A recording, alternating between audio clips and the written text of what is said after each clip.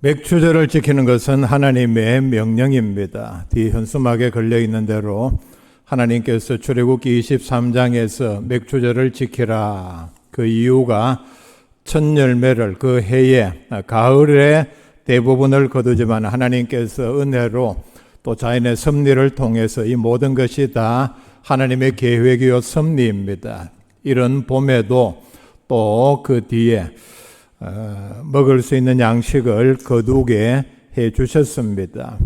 대표적으로 보면은 우리나라의 감자 같은 경우는 봄에 땅에다가 감자 싸게 난 걸 이렇게 심어서 늦봄에 또는 여름 거의 첫 부분에 이렇게 거두게 해서 먹을 양식을 있게 해 주셨습니다. 놀라운 은혜죠. 왜냐하면은 대부분 가을에 또 늦가을에 이렇게 1년에 한 번 거두는데 하나님께서 또 일찍 먹고 살 수 있도록 그런 은혜를 베풀어 주셨습니다. 우리가 감사주일 뿐만 아니라 특별히 이 시대에 저와 비슷한 연배에 이 대한민국에서 살아가는 분들은 하나님께서 우리 역사에 얼마나 크게 개입하셨고 우리나라에 얼마나 많은 복을 주셨는가에 대해서 우리는 늘 감사하는 마음 또 삶을 보여야 합니다.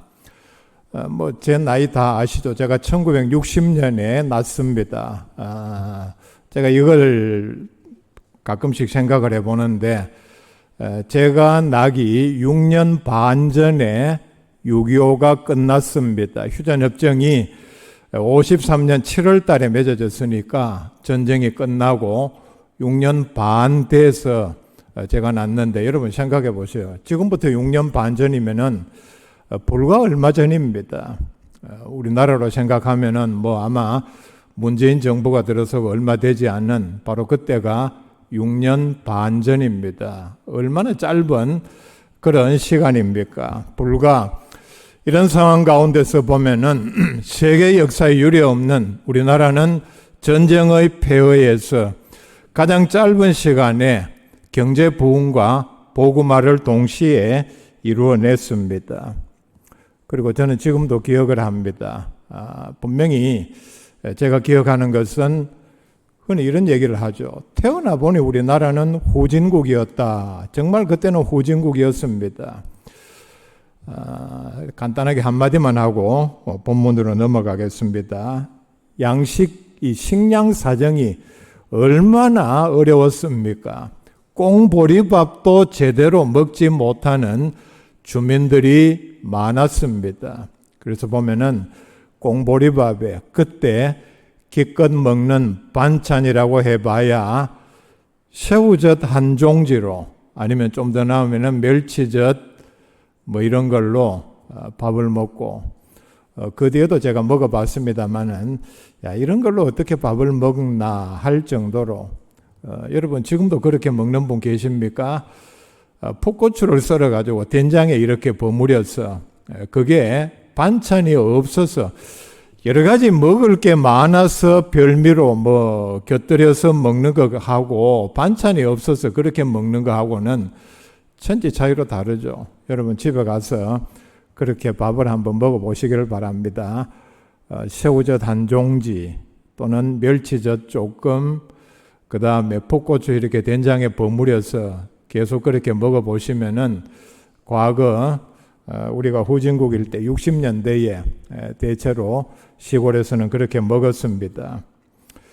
그 뒤에 우리가 생각하면은 우리나라는 전 세계적으로 보면은 국토도 좁고 그나마 또 거기에 70%는 산지입니다. 나머지 30% 가지고 사람이 사는 집, 여러 공공시설, 공장 그리고 남는 땅으로 아니면은 우선적으로 농지를 배정을 하고 시골에서는 보면은 농지가 우선이고 그 다음에 집을 짓는 자리로 그렇게 선택을 했습니다. 그래서 이런 좁은 땅에서 농사를 지어서 먹고 살았는데 요 근래에 보면은 인구는 많이 늘어나고 그래서 지금 보면은 우리나라의 식량 자급률은 46% 정도밖에 되지를 않습니다. 절반 이상을 외국에서 수입해서 그렇게 먹고 있는데 얼마나 많은 식량을 또 종류별로 수입을 합니까? 소고기부터 심지어는 우리나라가 아마 전 세계적으로 커피라든지 포도주를 비롯한 술까지도 굉장히 많이 수입하는 나라로 알려져 있습니다. 이것도 우리가 수출을 통해서 돈을 많이 벌어들이니까 이런 일이 가능하다 하는 사실입니다. 농사를 지어본 분은 아시겠지만은 농사 짓는 게 굉장히 힘들죠. 그러니까 제일 좋은 방법은 농사를 짓지 않고 다른 일을 해서 돈을 벌어서 먹고 사는 방법이 가장 좋고 편한 방법입니다. 며칠 전에 어디에서 연락이 와가지고 배추를 수확해 가라 해서 몇몇 번 데리고 갔는데 이구동성을 하는 얘기가 한 2시간 반 정도 일했는데 힘들다 하는 얘기를 들었습니다. 근데 전체적으로 보면은 그 앉아서 배추를 뽑고 다듬고 이렇게 실어 오는 게 그렇게 힘든 일은 아닌데 다른 농사일에 비하면은 그게 이제 힘들다고 하니까 다른 농사일은 얼마나 힘이 들겠습니까? 우리가 그런 일을 생각한다면은 농사를 짓지 아니하고 싼 가격으로 풍족하게 먹을 수 있는 이 시대, 여러분 주변을 한번 보세요. 다 많이 먹어서 몸에 탈이 났지, 적게 먹어서 못 먹어서 탈이 난 분은 그렇게 많지를 않습니다. 이것만 봐도 우리가 이 시대에 얼마나 많은 복을 받았는가 하는 것을 잘 알 수 있습니다. 자, 오늘 말씀은 11절에서 보면 이렇게 시작을 합니다. 예수께서 예루살렘으로 가실 때에 사마리아와 갈릴리 사이로 지나가시는 중에 한 마을에 들어가시니 나병 환자 10명이 예수님을 알아보고 13절에 예수 선생님이 우리를 불쌍히 여기소서 이렇게 외쳤습니다.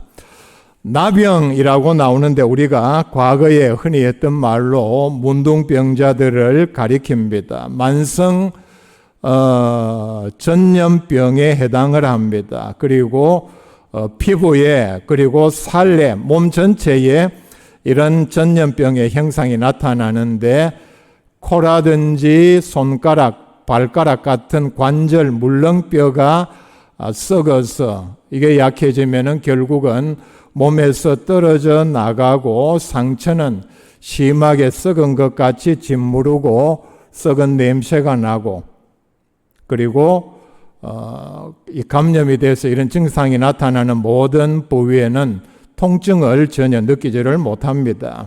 그래서 바늘로 찔러도 전혀 감각을 느끼지 못하는 것이 나병의 한 증상입니다. 제가 다른 교회 부목사로 있을 때에 정기적으로 저 시내 서구 어디에 나병 환자들을 주로 치료하고 또 가면은 입원 환자들도 있었는데 주기적으로 방문을 했습니다. 흔적은 그대로 남아서 겨울에 들어가면은 그때 오래되었기 때문에 그 난로를 그 병실에 피웠는데 아주 빨간 글씨로 크게 써붙여 놓은 그 경고 문구가 뭔가 하면은 뜨거운 걸 손에 쥐어도 감각을 전혀 느끼지 못하기 때문에 반드시 두꺼운 그들만이 끼는 장갑을 끼고 반드시 만지게 하고 아니면은 되도록이면은 만지지 못하게 했습니다. 붉은 쇳덩어리를 이렇게 집어도 살이 타면서 연기가 나도 냄새가 나도 뜨거움을 전혀 느끼지 못하는데 그들의 심각성이 있습니다. 더 심각한 문제는 본인도 주변 사람도 또 특별히 이 당시에는 하나님의 저주로 이런 병에 걸렸다 하는 그런 사람들의 보편적인 생각입니다. 그리고 주변의 많은 사람들은 마치 엄청난 어떤 재앙을 만난 것처럼 자기도 그렇게 감염될까 봐 또 그런 위험이 있는 것은 사실입니다. 보면은 피하고 아니면은 돌을 던져서 가까이 오지 못하게 하는 그런 일들을 늘 겪는 것이 이런 나병 환자들이었습니다. 제가 어릴 때에 성주군 초전면에 잠시 살 때 그 주변에 나병 환자들이 집단으로 사는 지역이 있었습니다. 제가 그 동네에 가보진 않았기 때문에 어려서 무슨 일을 해서 먹고 사는지는 모르는데 5일장 장날이 되면은 장으로 내려왔습니다. 그 흔적이 그대로 남아있죠. 아마 그때는 이제 뭐 미국 같은 구호단체에서 약도 주고 해서 그런 병은 나았지만은 몸에 병을 앓은 흔적은 그대로 남아 있었기 때문에 가끔 보면은 어린 아이들이 그때는 길에 포장이 되어 있지 않았기 때문에 돌이 굉장히 많았습니다. 이렇게 들고 던지는 그런 광경도 있었습니다. 1970년 뭐 그때까지 제가 그런 광경을 봤는데 그때까지도 그런 취급을 하고 할 정도면은 이 당시에는 예수님 당시에는 얼마나 심각했겠는가 하는 걸 잘 알 수 있습니다. 10명의 나병 환자가 있었다 했는데 9명은 유대인이고 1명은 사마리아인이었습니다. 그리고 그 당시 전통은 이제 제사장으로부터 나병이 발병했다 진단을 받으면은 사람들과 같이 살지 못하고 집이나 동네를 떠나서 외곽지에 멀리 아마 움막이나 굴 같은 데서 지내면서 구걸을 해서 먹고 사는 것이 이들의 생활이었습니다. 그리고 그들은 사람을 멀리서 보면은 그런 사람들이 모르는 가운데 그들에게 가까이 와서 감염되는 것을 막기 위해서 항상 이들은 사람이 들을 수 있는 큰 목소리로 부정하다, 부정하다를 외쳐야만 그들이 생존할 수 있는 방법이었고 정상인이 만약에 이런 소리를 듣지 못한 채 나병 환자들과 마주치면은 돌을 던져서 가까이 오지 못하게 했습니다. 한마디로 사람 취급을 받지 못했다는 얘기입니다. 사마리아인이 한 사람이 있었다 말씀을 하는데 유대인들의 입장에서 사마리아인들은 역시 사람 취급을 받지 못했습니다. 성경에 보면은 사마리아인이라는 표현이 몇 군데 나오는데 사마리아인이라는 말의 유래는 이러합니다. 주전 722년경에 아수르가 북이스라엘을 침공해서 점령을 했습니다. 수도 사마리아에 아수르 사람들이 들어와서 의도적으로 또는 어쩔 수 없어서 유대인들 가운데 그들과 결혼해서 생겨난 혼혈인들이 바로 유대인들은 사마리아 사람이다 부르고 멸시를 했습니다. 그러니까 순혈주의를 중하게 여기고 민족적 자부심이 강한 유대인들은 사마리아 사람들을 사람 취급을 하지를 아니했습니다. 그런데 9명의 유대인과 1명의 사마리아인이 같이 집단으로 생활한 것을 보면은 현재 그들이 처한 나병이라는 상황이 너무나도 비참했기 때문에 관습과 전통을 떠나서 동병상련의 마음으로 서로 불쌍히 여기고 의지하는 대상이 되었다는 걸 잘 알 수 있습니다. 자, 오늘 말씀에 보면 결론적으로 10명 전부가 깨끗함을 입었는데 그 중에 사마리아인, 즉 유대인들이 볼 때는 개처럼 취급하는 이방인 한 사람만 예수님께 돌아와 감사했고 9명의 유대인들은 예수님께 감사하기를 잊어버린 일을 우리에게 설명을 합니다. 우리가 단순히 숫자적으로 보면은 1:9 또는 10% 대 90%, 자, 숫자적으로 이렇게 나타납니다. 1:9. 오늘 우리의 모습이 아닌가, 우리의 생각과 말에서, 행동에서 감사하다, 이렇게 말은 하지만은 실제로는 사소한 것 가지고도 하나님 앞에 또 주변 사람들에게 원망하고 불평을 하고 비난하고 감사한다고 하지만은 우리의 믿음 생활 가운데서도 찬송과 기도 가운데서도 감사하는 분량 내용은 10% 정도밖에 아니면은 사람 숫자로 치면은 역시 10%밖에 되지를 아니하고 90%는 원망과 불평으로 가득 차 있지는 않는지 돌아볼 수 있기를 바랍니다. 4가지 말씀을 드립니다. 1대9, 이건 일반적인 사람의 심리를 적용해서 말씀을 드립니다. 왜냐하면 9명의 유대인들이 무슨 생각으로, 제가 제목은 감사를 잊어버렸다 이렇게 표현을 했는데, 무슨 생각으로 그냥 예수님께 감사하지 아니하고 그냥 자기 길로 간지는 정확하게는 알 수 없습니다. 그렇죠? 지금 우리가 성경에 기록을 하지 않았으니까 9명이 무슨 생각으로 그렇게 했는지 알 수는 없고, 일반적인 심리에 대해서 말씀을 드립니다. 첫째는 예상과는 정반대의 결과, 숫자가 나왔습니다. 우리가 생각할 때는 당연히 유대인 9명이 예수님께 와서 감사해야 하지 않겠습니까? 왜냐하면 사마리아인은 감사를 하지 않은 게 우리가 당연하다고 생각할 수 있기 때문입니다.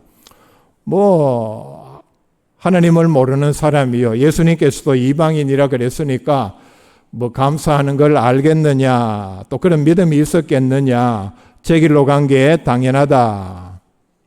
근데 그게 아니었죠. 정반대의 결과를 낳았습니다. 왜냐하면 우리가 의아한 것은 유대인들은 아브라함의 후손입니다. 하나님의 말씀, 하나님의 약속, 율법을 다 아는 사람들입니다. 그리고 그들은 구약의 말씀을 통해서 감사는 믿음 생활의 가장 중요한 요소이고 하나님 앞에서 사람 앞에서 가장 기본적인 도리라는 것을 아는 사람들입니다.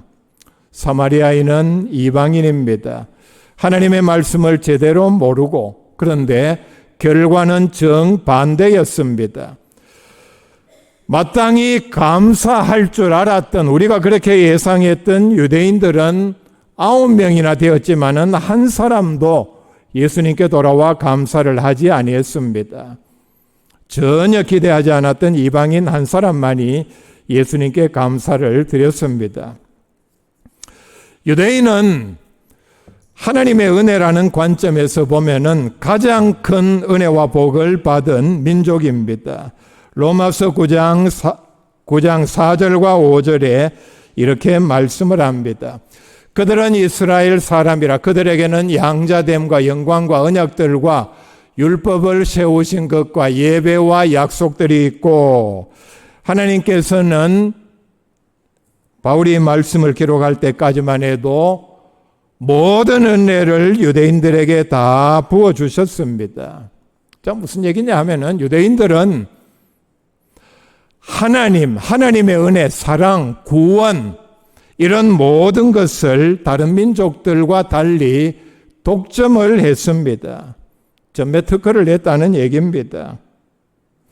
5절에 보면은 조상들도 그들의 것이요 육신으로 하면은 그리스도가 그들에게서 나셨으니, 조상들, 믿음의 위대한 모든 조상들이 다 유대인들이다. 얼마나 엄청난 복을 받았습니까? 거기에다가 우리의 구원자요 만왕의 왕이신 또 심판주이신 예수님에게도 그들의 동족입니다. 이런 엄청난 은혜를 독점한 유대인들이었기 때문에 당연히 하나님 앞에서 모범적으로 감사를 드려야 합니다. 이 외에도 보면 구약의 역사를 통해서 하나님께서 그들을 친히 지켜주셨고 전쟁을 대신했으며 초자연적인 역사로 그들에게 은혜를 베풀어 주셨습니다.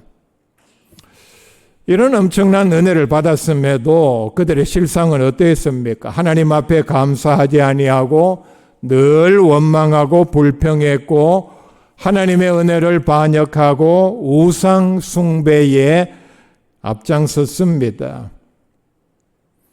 그들은 하나님의 은혜를 이렇게 받았기 때문에 자신들만 하나님의 자녀요, 자신들만 천국에 들어간다 생각을 했습니다. 이방인들이 적어도 예수님 당시까지 구원을 받아서 천국에 들어간다는 일은 있을 수 없는 일이라고 생각을 했습니다. 이방인들은 다 지옥에 가는데 지옥에 가서 지옥에 불을 떼야 되니까 이방인들은 지옥에서 볼 때는 땔감에 불과하다. 혹시 만에 하나 이방인들이 천국에 간다 할지라도 천국에도 유대인들의 생각입니다. 유대인들의 종이 있어야 되니까 천국 가는 이방인은 천국에서 유대인들의 종로로 단다. 이게 이제 유대인들의 생각이었습니다. 하나님의 은혜를 잘못 생각을 하고 적용을 했습니다. 이렇게 하나님으로부터 특별한 은혜를 받았다고 생각을 한다면은 믿음의 가장 중요한 요소인 감사하는 일에도 특별해야 하지 않았겠습니까? 그런데 보면은 9명의 유대인이 엄청난 이런 나병을 고쳤음에도 예수님께 돌아와 감사한 사람은 한 사람도 없었습니다.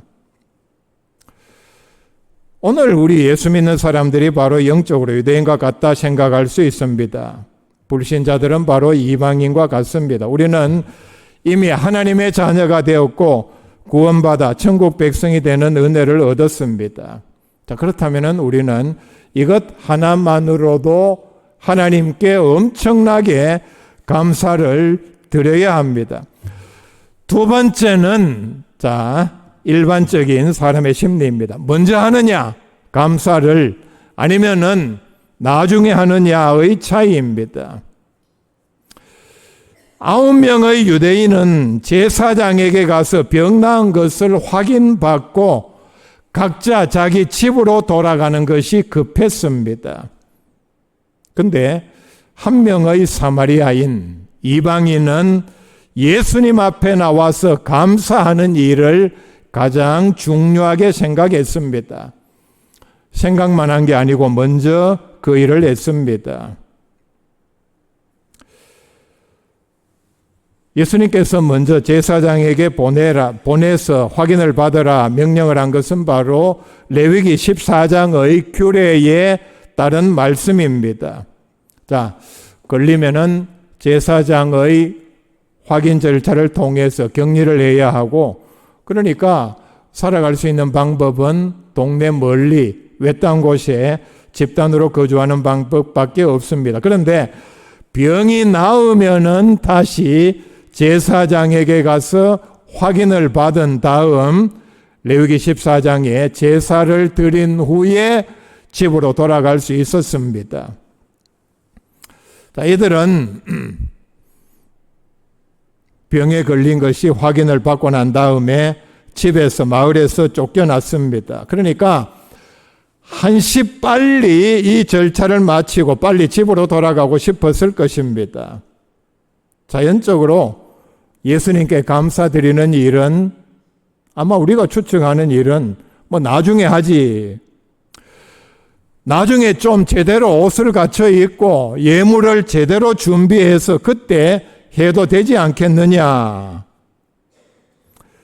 이렇게 생각했고, 그러다 보니 13절에 요청을 할 때는 참 절박하게 간절하게 예수님께 간청을 했지만은 병이 다 낫고 나니까 그때 가졌던 간절한 마음은 다 사라지고 말았습니다. 그런데 한 명의 사마리아인은 역시 바빴죠. 그러고 집으로 빨리 돌아가고 싶은 마음, 가족을 만나고 싶은 마음이 없었겠습니까? 하고 싶은 일도 많았을 것입니다. 그런데 이 이방인 사마리아인은 이런 모든 일을 제쳐두고 제일 먼저 예수님께 와서 감사를 드렸습니다.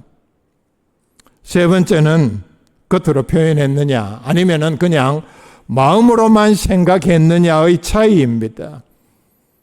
물론 9명의 유대인의 생각은 정확하게 알 수 없습니다. 마음으로라도 생각했는지, 아니면 나중에 하지, 아니면은 예수님께서 병 고치는데 크게 미천 드린 것도 없는데 감사할 게 있나, 예수님에게는 소문을 들으니 이 정도는 그냥 손가락 하나 까딱하는 것 정도밖에 되지 않는데 감사할 필요가 있겠느냐 생각은 알 수 없습니다. 그러나 어쨌든 겉으로 드러나는 것은 생각은 했다 할지라도 늦어지다 보니 표현을 하지를 못했습니다. 우리가 분명히 알아야 합니다. 사람 앞에서도 하나님 앞에서도 표현하지 않는 감사는 감사가 아닙니다. 왜냐하면 표현은 생각을 구체적으로 드러내어 행하는 일이기 때문입니다. 자, 주변에 어떤 불쌍한 사람을 보고 내가 저 사람을 도와주어야지, 뭐 어떤 방법, 여러 방법이 있겠죠. 이렇게 저렇게 내가 도와주어야지 생각만 하고 구체적으로 하지 않았다면 결과적으로 하지 않는 것과 아무런 차이가 없습니다. 생각 아무리 많이 하면 뭐합니까?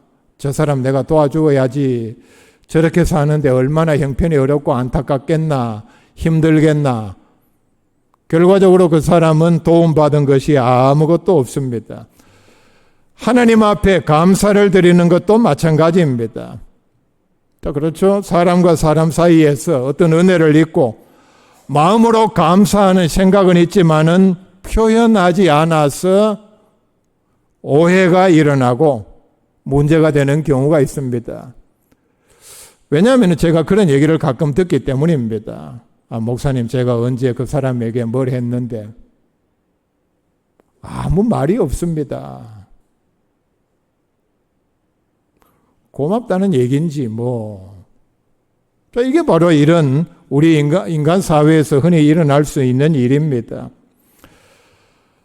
하나님 앞에서도 감사하는 마음을 적극적으로 표현을 할 때에 하나님께서 기뻐 받으십니다. 방법은 다양합니다.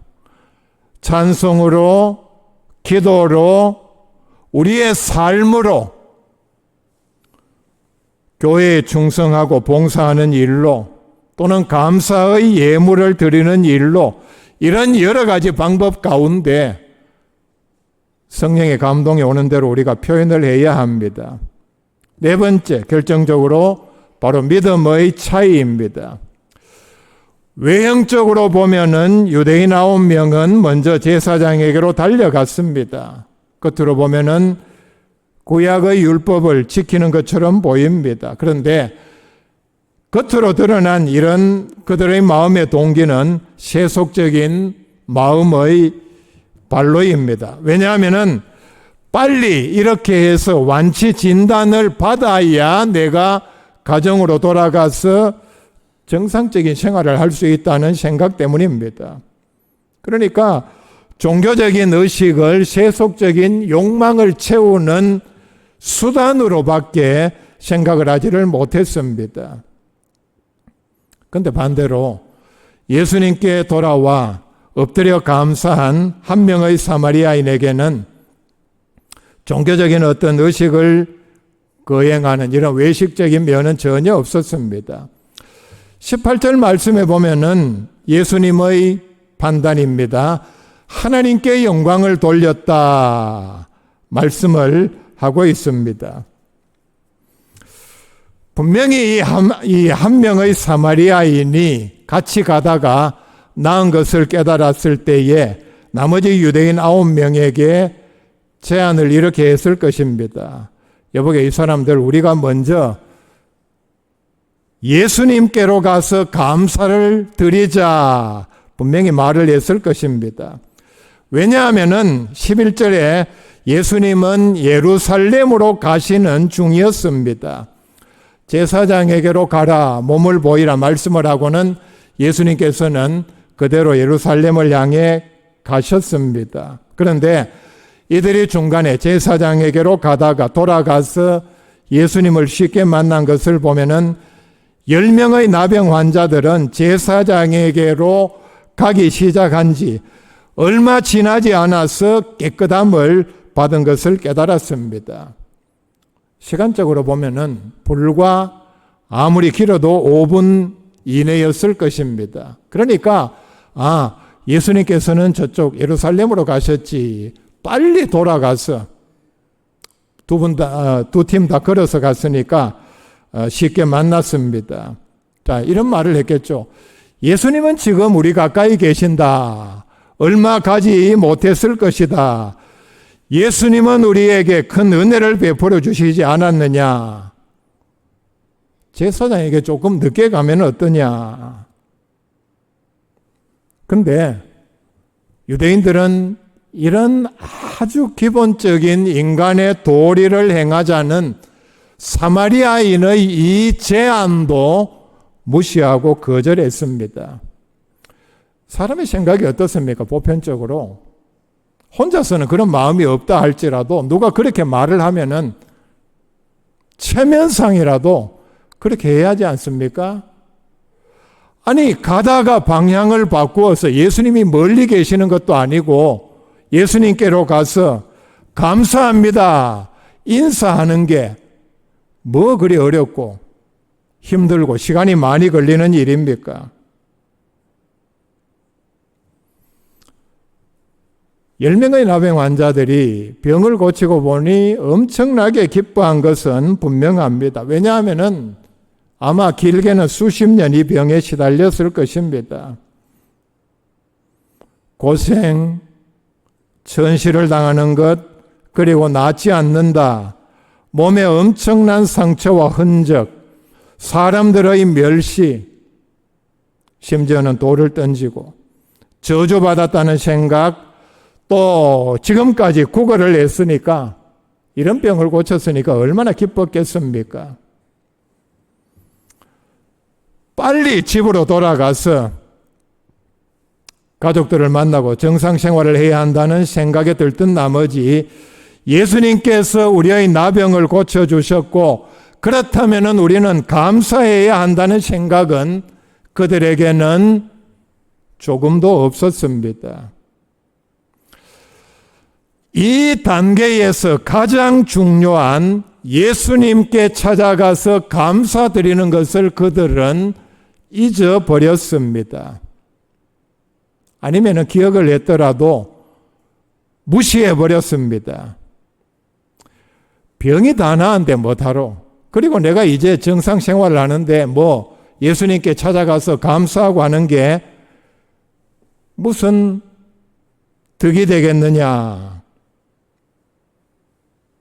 그들은 아마 이런 생각 때문에 병이 낫고 난 다음에도, 시간이 지난 다음에도 예수님께 감사를 드리지를 못했습니다. 15절 16절 말씀에 보면 사마리아인은 하나님께 영광을 돌리며 아마 가면서 말로, 기도로, 찬송으로 감사함을 표현을 했을 것입니다. 그리고 예수님께 엎드려 절한 것이 전부입니다. 예수님께 뭘 거창하게 드린 것은 전혀 없습니다. 우리가 이걸 보면은 진정한 마음의 감사는 외적으로 어떤 물질의 양, 어떤 의식에 얽매일 필요가 없다는 걸 잘 알 수 있죠. 감사하는 마음, 말로도 충분합니다. 18절에 보면은 예수님께서는 이 사람의 감사를 하나님께 영광을 돌렸다 표현을 합니다. 시편 69편 30절, 31절에 이런 말씀을 합니다. 다윗의 고백입니다. 내가 노래로 하나님의 이름을 찬송하며 감사함으로 하나님을 위대하시다 하리니 이것이 소 곧 뿔과 굽이 있는 황소를 드림보다 여호와를 더욱 기쁘게 함이 될 것이라. 놀라운 말씀을 합니다. 하나님께 감사의 찬양을 드리는 것이 소를 드리는 것보다 하나님을 더 기쁘시게 한다. 자, 여러분, 소 한 마리 얼마 합니까? 자, 우리가 이 대목에서 이 구절을 봤으니까 자, 31절 말씀 봅시다. 분명히 말씀을 하죠. 황소를 드림보다 여호와를 더욱 기쁘시게 함이 될 것이라. 제가 찾아보니까 지금은 한우 값이 좀 많이 떨어졌다고 그럽니다. 근데 제값을 받을 때는 한우 한 마리 1,000만 원이 넘는다고 합니다. 놀라운 말씀이지 않습니까? 여러분, 그런 마음이 들 거예요. 내가 어떤 기쁜 일이 있으면은 하나님께서 이런 기도 제목 들어주시면은 소 한 마리 드리겠습니다. 그런 마음이 들 수 있죠. 근데 놀라운 사실은 진정한 마음에서 우러나오는 감사의 찬송은 소를 드리는 것보다 하나님을 더 기쁘시게 한다 말씀을 합니다. 18세기 영국의 신학자요 목사인 윌리엄 로우는 말하기를 사람이 행복할 수 있는 가장 확실한 방법은 어떤 일에도 하나님께 감사하는 일이다. 이런 사람은 이런 일을 하면은 어떤 일도 복으로 바꿀 수 있다 말을 했습니다. 유명한 헬렌 켈러는 나면서부터 앞을 보지 못하고 듣지를 못하고 자연히 말을 하지를 못했습니다. 삼중의 장애를 겪었다는 얘기입니다. 그는 후에 이렇게 수레를 했습니다. 나는 장애를 감사한다. 왜냐하면 장애를 통해서 세 가지를 발견을 했다. 나 자신을 발견했고, 나의 사명을 발견했고, 하나님을 발견했다. 여러분, 어떤 문제 때문에 지금 고통과 절망 가운데 계십니까? 분명히 기억할 수 있기를 바랍니다. 하나님은 지금 내가 처한 문제보다 더 위대하십니다. 하나님은 지금 내가 처한 문제보다 더 위대하시다. 자, 이 믿음으로 감사하며 하나님께 영광 돌리는 복된 백성들 다 될 수 있기를 바랍니다.